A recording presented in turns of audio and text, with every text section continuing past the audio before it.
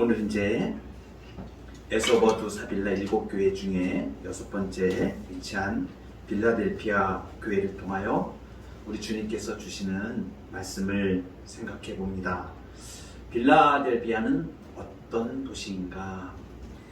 주로 지금까지 우리가 도시들을 보아왔지만 소아시아의 7 교회들이 있는 그 도시들은 한결같이 도시적 사람들이 많이 모여있는 지역이고 또 무역이 발달하고 공업이 발달하고 이러한 지역적인 특성을 가지고 있는 것들을 보았습니다. 역시 빌라델피아 교회도 로마의 그 제국의 주요 통신로로 일컬어질 정도로 동쪽의 관문으로 되어지는 상업에 매우 유리한 환경을 가졌던 도시입니다. 그 중에서 우리가 염두에 둬야 될 것이 사대교회에 있었던 주후 17년의 대지진 사건을 우리가 보았습니다. 사대교회하고 굉장히 가깝게 위치해 있는 지역에 위치한 교회가 이 빌라델피아 지역입니다. 그래서 사대를 강타했던 그 지진의 영향을 받게 됩니다. 그래서 거주민 대부분이 도시에 들어가지 못하고 도시 밖에 계곡이나 움막이나 또 오두막을 짓고 살거나 교회에서 농사를 지으며 살게 되었습니다. 로마 제국의 황제 티베리우스가 세금 같은 이 조공을 5년간 그래서 면제를 해주게 됩니다. 그러니까 이제 로마 황제의 은혜를 입게 되어지는 것이죠. 그래서 이제 이 티베리우스의 양자인 상속자 게르미니쿠스를 신으로 숭배하는 이 의식을 시작을 하게 되는 도시가 바로 이 빌라델피아입니다. 그러니까 우리가 앞에서도 보아왔듯이 이런저런 연유로 로마 제국의 황제를 숭배하는 데에 연관이 되어지는 것이죠. 그리고 또 한 가지 이제 이 빌라델피아 지역의 특징이 있습니다. 그것은 유대인과 그리스도인의 사이의 갈등입니다. 보통 다른 지역에서도 이러한 부분들이 있었지만 소아시아 교회 지역의 몇 지역들이 사탄의 회당이라고 해가지고 나왔던 앞에 교회들도 우리가 보게 되어지는데 이 빌라델피아 교회도 유대인과 그리스도인의 갈등이 심했던 지역 중에 한 곳입니다. 여러분 유대인들과의 갈등을 배경적인 부분을 설명을 제가 드렸었습니다. 뭐냐 하면 처음에는 그리스도인들이 로마의 관용 정책, 로마가 상당히 종교에 대해서 굉장히 여유 있는 이런 정책을 취했습니다. 그래서 유대인들의 이 종교에 대해 율신에 대하여 그 종교를 어느 정도 인정을 해줬거든요.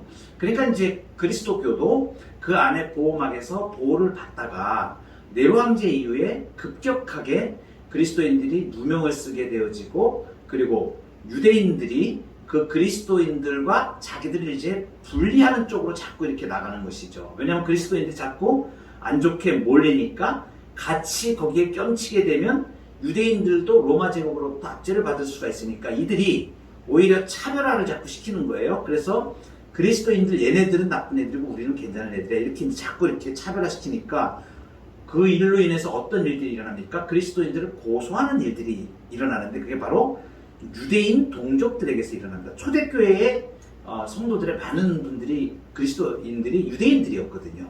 그러니까 유대인 동족들로부터 모함을 받고 이렇게 압박을 받게 되고 또 황제 숭배를 안 하기 때문에 예수님을 왕으로 모시는 사람들이 주로 모시는 사람들이니까 황제 숭배를 안 하게 되니까 그것이 아주 결정적인 원인이 되어져서 교회가 박해를 받는 일에 휩싸이게 되어지는 것이죠. 그런데 여기에서 이제 오늘 빌라델피아 교회에 예수님이 어떠한 모습으로 나타나셨는가? 7 교회의 전체적으로 특징적으로 어떤 예수님의 모습으로 나타나셔서 말씀하실 때 그 나타나서 말씀하시는 그 모습이 그 교회에 주시는 예수님의 메시지와 다 연관이 되어 있다고 제가 말씀을 드렸는데 오늘 가장 중요한 것이 예수님의 모습이 거룩하고 참되시니 다윗의 열쇠를 가지신 이로 표현되어집니다. 그래서 7절에 보면 거룩하고 진실하사 다윗의 열쇠를 가지신 이 이렇게 표현되어지죠. 여러분, 그러니까 지금 예수님이 다윗의 열쇠를 가지신 분으로 이렇게 나타나시는데, 특별히 다윗의 열쇠를 가지셨다는 것에 주목하시기 바랍니다. 이것은 우리가 1장에서 봤던 예수님의 모습 중에 어떤 모습이 있냐면 사망과 음부의 열쇠를 가졌던 예수님의 모습이 있습니다. 사망과 음부의 열쇠를 가지셨다면 죽음과 심판, 이 권세를 가지셨다는 거예요. 열쇠는 공통적으로 지금 열쇠가 나오죠. 사망과 음부의 열쇠를 가졌다. 다윗의 열쇠를 가지셨다. 이렇게 되면 열쇠를 가지셨다는 게 공통이에요. 열쇠는 뭐냐면 열 수 있는 권한이 있는 거잖아요. 그러니까 열어서 들어오게 할 수 있고 나가게 할 수 있는 권한이 있는 겁니다. 이 열쇠가 없으면 들어올 사람 들어오지 못하는 거예요. 그러니까 이 열쇠를 가진 사람이 뭐예요? 주권자가 되는 거죠. 권한을 다 가지고 있는 거예요. 권세를 가지고 있는 거예요. 그래서 사망과 음부의 열쇠다 그러면 뭐예요? 사망과 음부는 죽음과 심판을 얘기합니다. 그러니까 죽음과 심판에 대한 권세가 예수님께 있다는 것을 말하는 거죠. 사망과 음부의 열쇠를 예수님이 가지셨다 이렇게 얘기하는 거는, 그러면 다윗의 열쇠를 가지셨다, 이것은 그러면 어떤 뜻이 되어지는가? 다윗이 상징하는 것이 무엇인가요?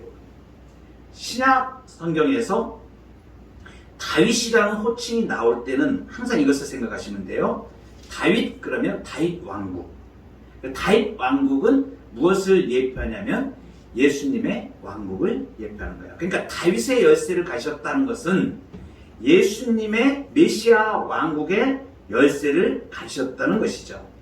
이 메시아 왕국에 예수님의 나라에 들어올 수 있는 권세를 누가 예수님이 지금 가지고 계셨다는 것이에요. 그러니까 하나님 나라의 출입을 결정하시는 분이 예수님이시라는 것을 지금 우리에게 말씀해 주십니다. 그러면서 지금 7절에 덧붙여 놓은 말씀이 뭐냐면 열면 닫을 사람이 없고 닫으면 열 사람이 없다. 유일한 권세라는 거죠. 하나님 나라에 들어가는 권세, 유일한 권세를 예수님이 가지고 계시다. 여러분, 지금 예수님이 이 다윗의 열쇠를 가지셨다는 이 부분이 얼마나 중요하게 지금 언급이 되는 거냐면 바로 이것을 말하는 거예요. 빌라델피아 교회가 지진으로 인해서 황제의 특혜를 입어가지고 그 황제를 숭배하는 일에 몰두가 되어져 있는데, 그런데 그 상황에서 예수님이 다윗의 열쇠를 내가 가지셨다는 것은 뭐냐면 황제가 가지고 있는 것이 아니다라는 것을 결정적으로 말씀해 주시는 거예요. 그러니까 빌라델피아에 있는 교회들의 성도들에게 황제가 보장해 주지 못한다 이것을 말합니다.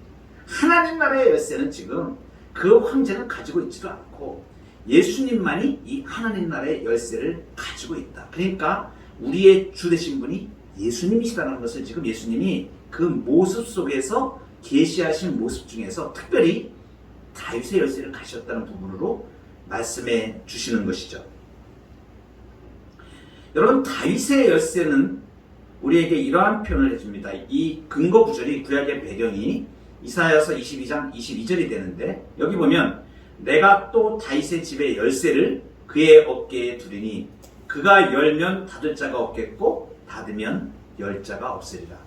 여러분, 이 말씀이 지금 우리 오늘 본 3장 계시록, 요한계시록 3장 7절하고 지금 똑같죠.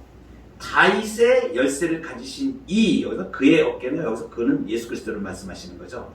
그가 열면 닫을 사람이 없고 닫으면 열 사람이 없다, 이 말씀을 지금 말씀하시는 것이죠. 여러분, 이제 지금 열쇠를 가지신 분이 이어서 말씀하시는데 8절로 딱 넘어가 보면 그것이 명확하게 나타나집니다. 3장 8절에 볼지어다 내가 네 앞에 열린 문을 두었다 이렇게 되죠. 근데 거기 또 강조를 하죠. 열린 문을 두었으되 능히 닫을 사람이 없으리라. 여러분, 할렐루야입니다. 예수님이 문을 열어놓으신 거예요. 성도들에게 하나님 나라의 문을 활짝 열어놓으신 것을 지금 말씀하시는 거예요. 닫을 사람이 아무도 없다라고 지금 말합니다. 황제도 이거 닫지 못한다. 유대인들도 이거 닫지 못한다. 그러니까 하나님이 우리 예수 그리스도께서 그 능력으로 우리에게 하나님 나라의 문을 활짝 열어놓으신 것은 아무도 그것을 닫을 수가 없다는 것을 두 번씩이나 지금 강조하고 있는 것이죠. 그러면서 예수님이 8절 하반절에 이렇게 말해요. 내가 내 행위를 아노니 네가 작은 능력을 가지고도 내 말을 지키며 내 이름을 배반하지 아니하였도다. 여러분, 실제로 빌라델피아 교회는 굉장히 규모가 작았던 것으로 우리가 추정을 합니다. 여러분 보세요. 헬라 제국 그리고 또 로마 제국에서 강대한 힘을 기반으로 한 그 나라들이 이끌어갈 때, 제국으로 이끌어 나갈 때에 그 사회에서 통용되는 것이 무엇입니까? 부와 권력과 힘입니다. 그것이 아니면 능력이 없는 것으로 판단되는 사회예요. 그런데 지금 예수님이 그렇게 세상적인 능력을 중시하는 그 사회 가운데에서 빌라델피아 교회가 적은 능력을 가지고 말씀에 순종했다는 것을 지금 칭찬하고 있습니다. 수적으로 작습니다. 그리고 재정적인 면에서 규모가 크지 않을 뿐 아니라 외적인 압박이나 멸시를 당하는 중에 있기도 합니다. 저는 이 말씀을 대하면서 지금 우리 교회 말씀하시는구나 이런 생각이 들더라고요. 세상적으로 볼 때는 규모도 좀 작은 것 같고 재정적으로 보기에도 무슨 어떤 커다란 일을 할 것 같지도 않고, 그런데 예수님은 지금 이 모습을 칭찬하고 계십니다. 아멘. 왜 그렇습니까? 세상의 능력으로 하는 것이 아니라 내 능력이 약한 데서 온전해지는 예수 그리스도의 은혜를 잊기 때문입니다. 그래서 여러분, 우리에게 규모나 숫자나 재정은 문제가 되지 않습니다. 중요한 것은 우리 한 사람 한 사람이, 한두 사람이, 두세 사람이 내 이름으로 모인 곳에 예수님께서 함께 계심을 믿고 아멘. 그대로 우리가 어떠한 믿음에도 어떠한 환경에도 흔들리지 않는 그 믿음을 붙잡고 가는 것이 중요하다는 것을 지금 오늘 빌라델피아 교회를 통해서 보여주고 있습니다. 여러분, 이 빌라델피아 교회가 이제 유대인들과 그리스도인들의 갈등이 있다고 했는데, 예수님께서 이 사람들을 가만두지 않으시죠. 그래서 9절에 보면 보라, 사탄의 회당 곧 자칭 유대인이라 하나 그렇지 아니하고 거짓말하는 자들 중에서 몇을 내게 주어 그들로 와서 네 발 앞에 절하게 하고 내가 너를 사랑하는 줄 알게 하리라, 이렇게 되어져 있습니다. 먼저 한 가지 제가 말씀드릴 것은 우리가 개역 성경을 이렇게 볼 때에 원문으로 보는 거하고 좀 차이가 좀 있습니다. 이 전치사를 쓸 때 이걸 이렇게 해석할 수도 있고 이렇게 해석할 수도 있습니다. 그래서 어떤 해석이 더 좋은가, 물론 이렇게 해석하는 것도 그렇게 완전히 틀렸다 이렇게 말할 수는 없지만 더 좋은 해석이 있을 때는 그것을 취하는 것이 더 좋습니다. 문맥이라든가 또 전체적인 성경의 토탈 스크립처를 생각을 해서 전체적인 성경의 문맥과 그 다음에 요한계시록의 성경의 문맥과 그리고 그 문맥이 가지고 있는, 그 절이 가지고 있는 전후 문맥의 관계에서 가장 유력한 것을 택하게 되어지는데, 이 부분에 있어서는 우리가 이렇게 판단하는 것이 조금 더 유용할 듯 합니다. 여기 전치사를 보면은 여기가 우리가 자칭 유대인이라고 하나 그렇지 아니하고 거짓말하는 자들 중에서 몇을 내게 주었다, 이렇게 설명을 하고 있습니다.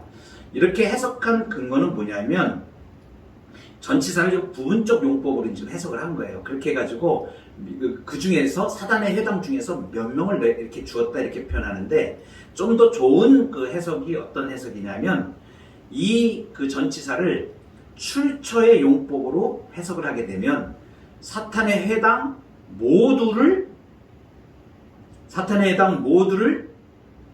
넘겨주겠다는 말씀이 되어지는 거예요. 그러면 어떤 것이 더 좋은 해석인가? 예수님이 넘겨주는 대상이 일부가 아닌 사탄의 회당에 속한 자들 전부라는 것을 의미합니다.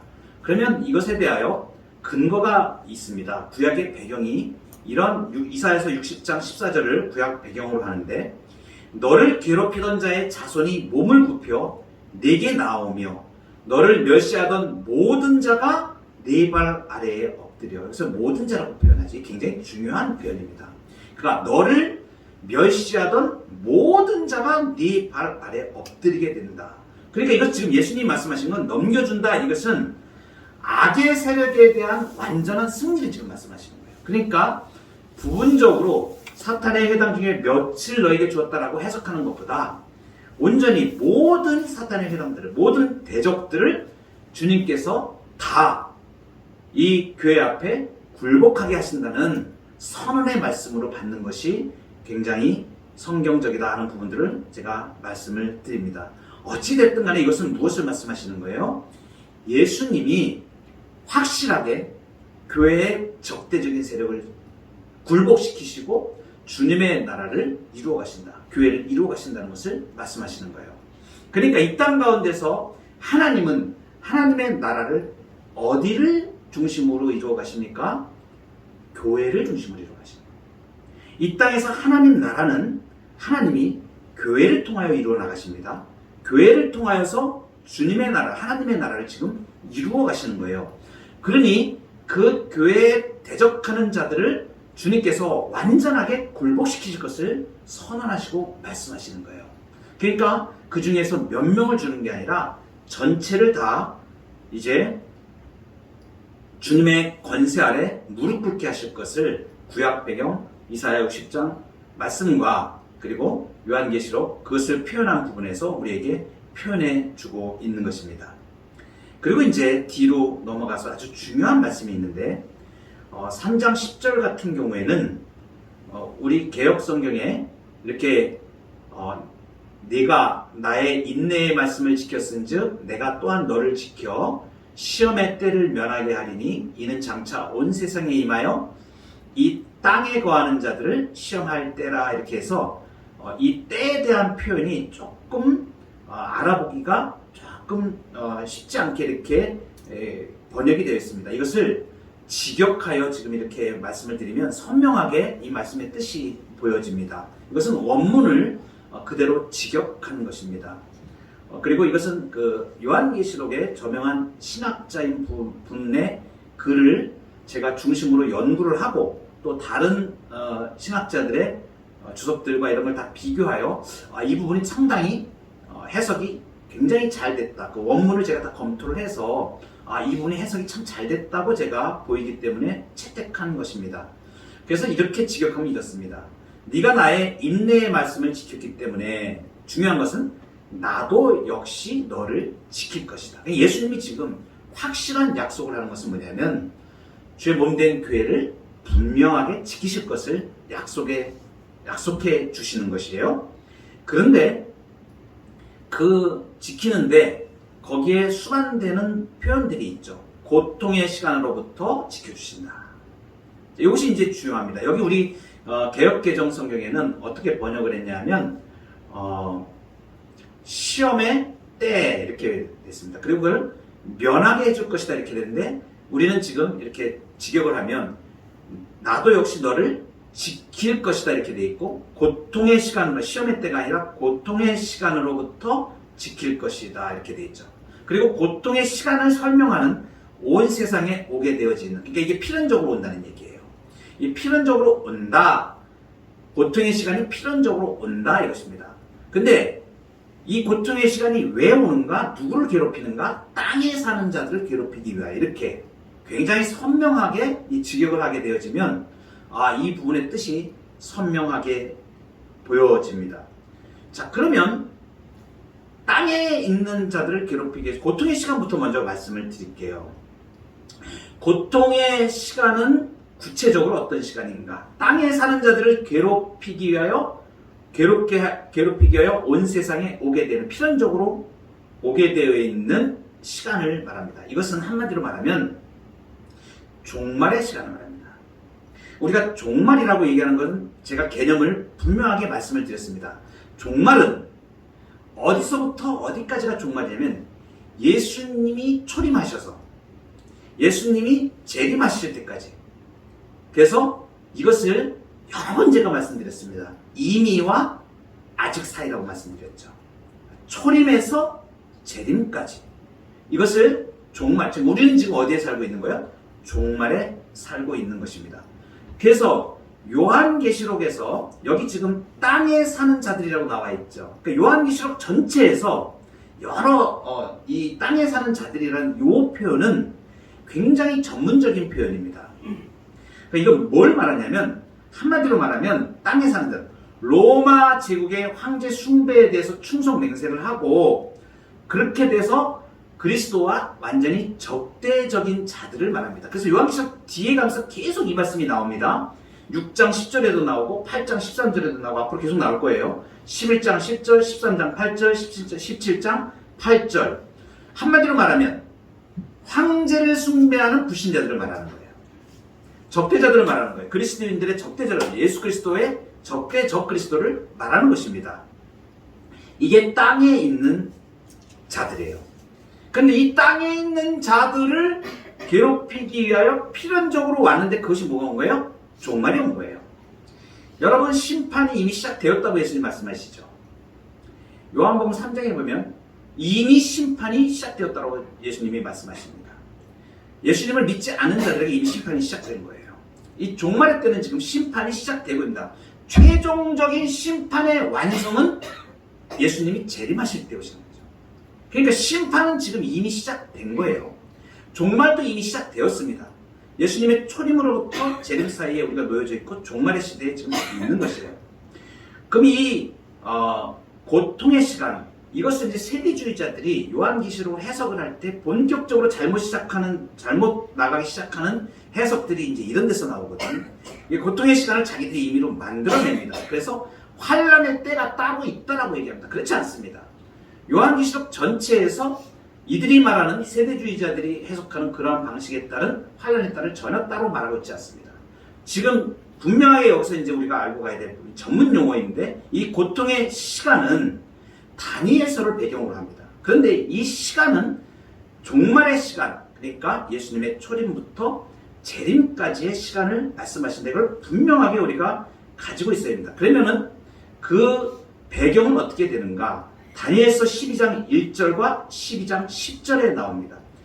다니엘서 12장 1절에 그때 내 민족을 호위하는 큰 군주 미가엘이 일어날 것이요 또 환란의 때가 있으리니 이는 개국 이래로 그때까지 없던 환란일 것이며 그때의 네 백성 중에 책에 기록된 모든 자가 구원을 받을 것이라. 다니엘서 12장 1절입니다. 다니엘서에서 예언하신 이 환란의 때가 언제 성취가 되어버린 거예요? 예수님이 오심으로 성취가 된 거예요. 그러니까 지금 다니엘서 저 앞에서 다니엘이 지금 어디를 바라보고 지금 예언을 하고 있는 거예요?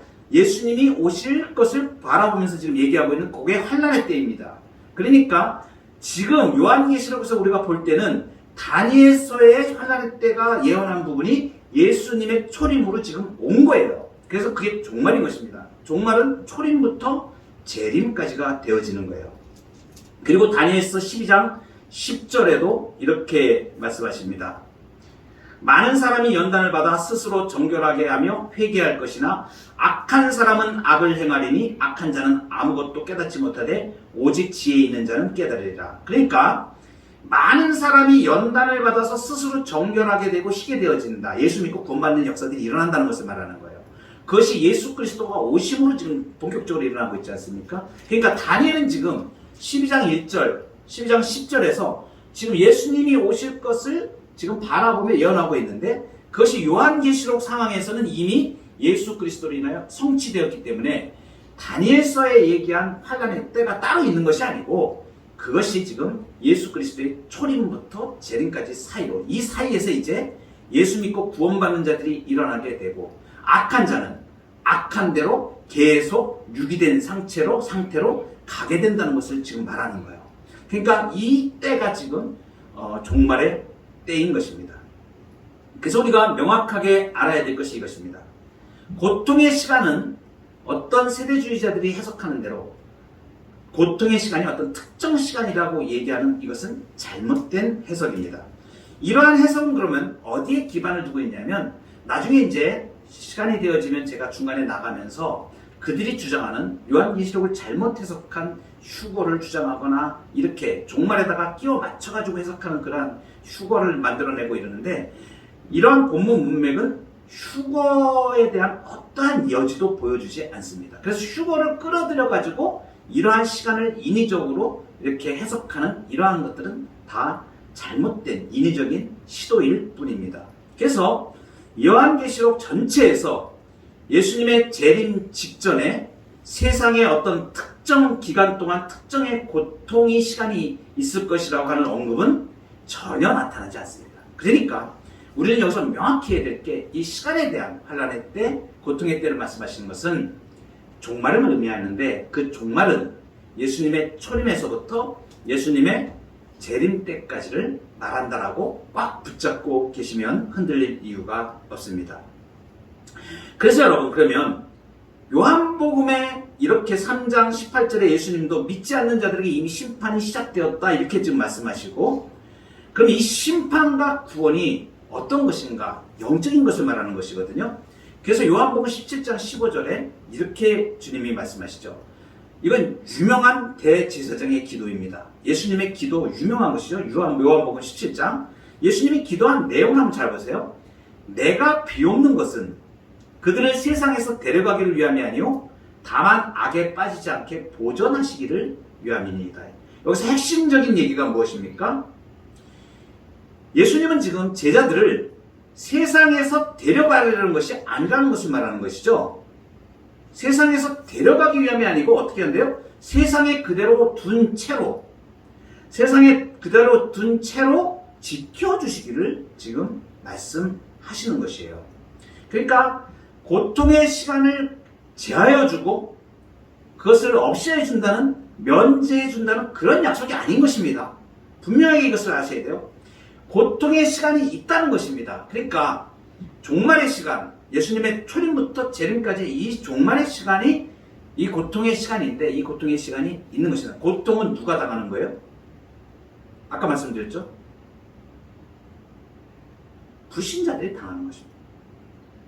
여러분, 그러니까 명확하게 지금 우리는 어느 시대를 살고 있냐면, 예수 믿는 사람들은 예수 믿고 구원받아서 완전히 영적으로 해방되어 우리 주 예수 그리스도께서 허락해 주시는 자유를 누리면서 사는 거예요.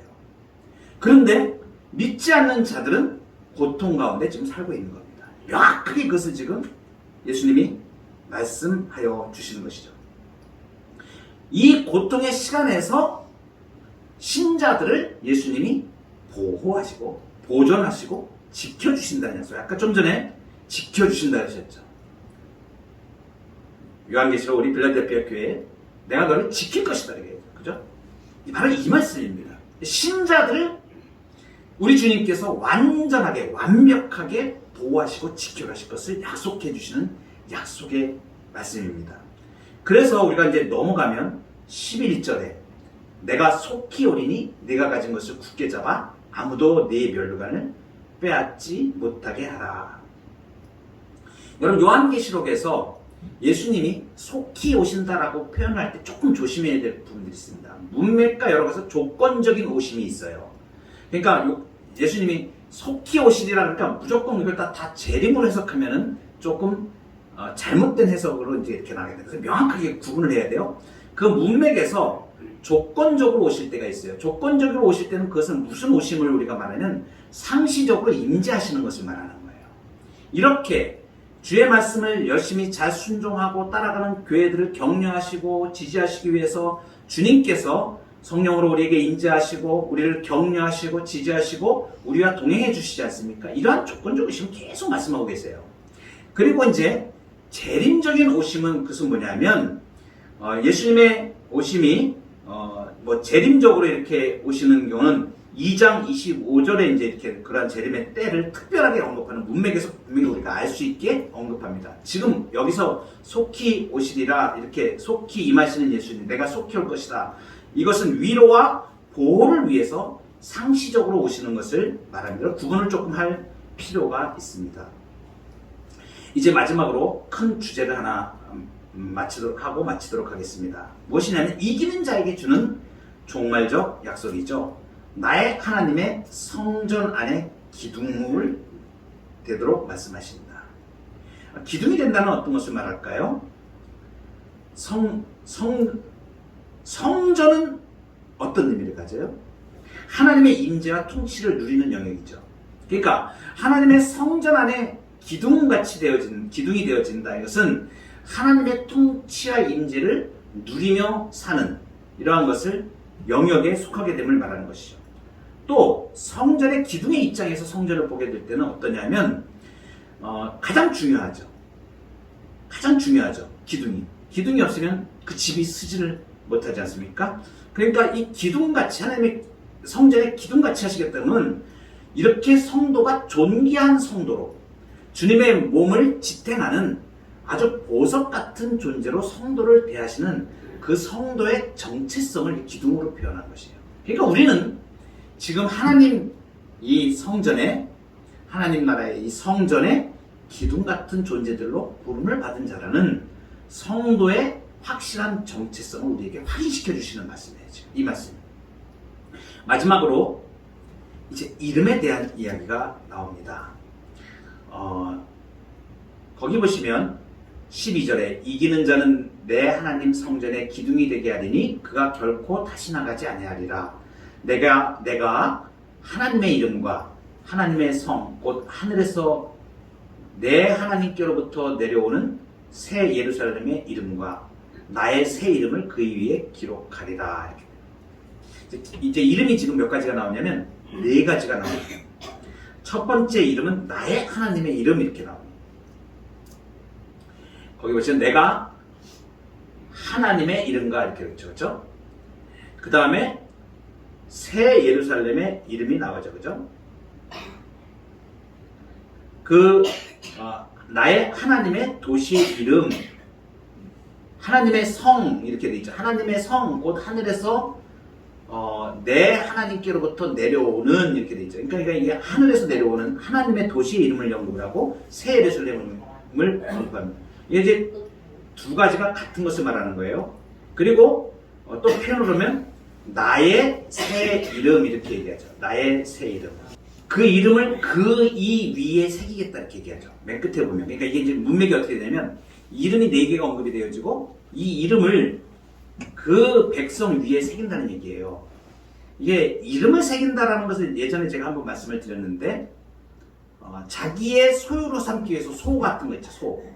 소 같은 경우에 다른 농장의 소하고 같이 휩쓸리면 내 소가 어떤 소인지를 못 알아보니까 그 소를 그대로부터 낙인 도장을 찍어요. 그래서 소의 엉덩이에다가 불로 이렇게 지집니다. 그 인두로 지진다 그랬죠. 그러면은 도장이 딱 새겨져 가지고 그 소가 죽기 전까지는, 가죽이 벗겨지기 전까지는 그게 확인이 되어지는 거예요. 그건 뭐예요? 도장을 딱 찍는 게 자기 소유로 만드는 거죠. 그 표시입니다. 그러니까 이름이 새겨진다라는 것은 뭐냐면 소유를 말하는 거예요. 그러니까 하나님의 이름이 새겨지는 것은 하나님의 소유가 된다. 예수님의 이름이 새겨진다 그러면 예수님의 소유가 되어지는 것을 말하는 것입니다. 그러니까 우리가 이 새 이름, 거기 이제 예수님이 나의 새 이름이라고 뒤에 끝부분에 나의 새 이름을 그의 위에 기록하리라 이렇게 말씀하시죠. 새 이름은 무엇인가?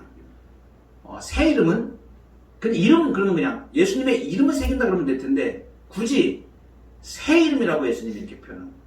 예수님의 새 이름은 무엇을 말하는가?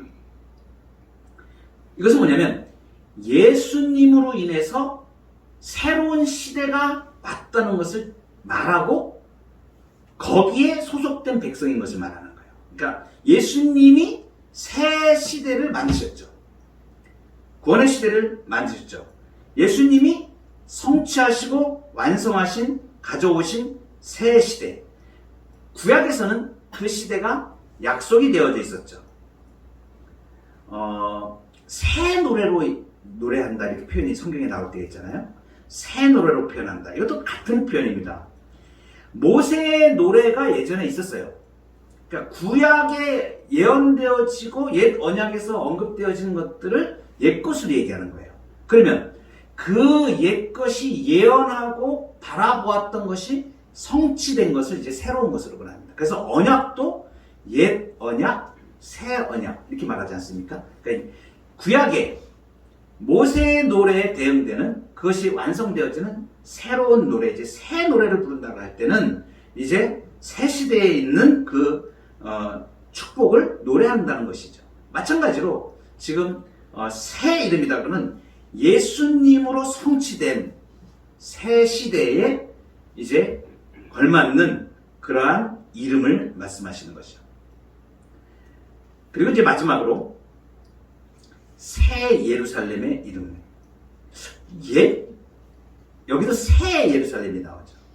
그러니까 나의 새 이름, 예수님의 새 이름, 그리고 새 예루살렘 이렇게 나오는데, 새 예루살렘은 무엇을 말하는가? 그러면 예루살렘이 전에 있었던 예루살렘 도성이 있었죠. 그것이 상징하는 바가 무엇이었냐를 말하는 거예요. 예루살렘 성이 상징하는, 시온이 상징하는 그것이 종말에 완성될 우리 하나님의 교회를 상징하고 있습니다.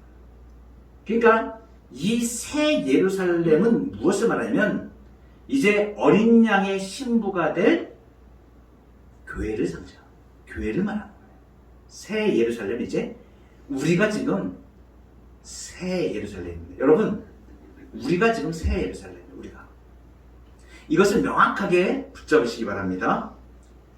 요한계시록 21장 2절에 보면, 또 내가 보매 거룩한 성 새 예루살렘이 하나님께로부터 하늘에서 내려오니 그 준비한 것이 신부가 남편을 위하여 단장한 것 같더라. 여러분, 우리 예수님의 신부 맞죠? 아멘. 새 예루살렘 교회에 속한, 하늘의 모형을 그대로 가지고 내려온, 지금 완성되어지는 그리스도의 신부로 우리가 지금 지어져 가고 준비되어진 자들입니다. 21장 요한계시록 21장 9절에도 내가 신부 곧 어린 양의 아내를 내게 보이리라 이렇게 말씀하십니다. 이제 하나님으로부터 새롭게 회복이 된, 완성된 새 창조로 이루어져 가는 것, 하나님 나라가 새롭게 이루어지는 것, 그것이 교회라고 제가 말씀드렸고, 그것을 바꾸어 표현하면 새 예루살렘이 되는 것이고, 우리는 그 안에 들어있는 신부로, 어린 양의 신부로 새 예루살렘인 교회가 우리가 지금 바로 우리를 말씀하시는 것이다. 그래서 이제 이기는 자는 이 새 예루살렘의 이름이 기록된다. 이것이 뭐냐면, 이기는 자가 이제 새 창조의 주인으로 장차 완성될 영광스러운 교회의 일원으로 우리가 부름받았다는 것을 말합니다. 여러분, 한결같이 오늘 빌라델피아 교회를 통하여서 예수님이 말씀하시는 건 뭐예요? 다윗의 열쇠를 가지셨다 그랬죠. 다윗 왕국을 말씀하셨죠. 하나님 나라죠. 하나님 나라를 열어놓으셨다 그랬죠. 거기 들어오게 하셨다 그랬죠. 그리고 이기는 자에게 나의 새 이름, 예수님의 신부로 새 예루살렘의 이름을 쓰시는 그러한 존재로 우리를 부르셨다는 것을 오늘 빌라델피아 교회를 전체를 통해서 주님이 말씀하시는 것입니다. 이 말씀을 붙잡고 우리가 믿음과 은혜 가운데 온전히 거하여 가기를 소망합니다.